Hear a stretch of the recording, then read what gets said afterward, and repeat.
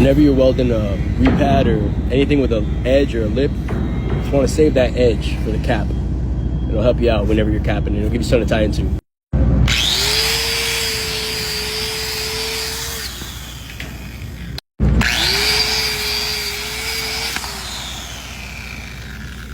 When you leave that little edge, it kind of gives you an exact spot where you need to stop. So definitely helps you out.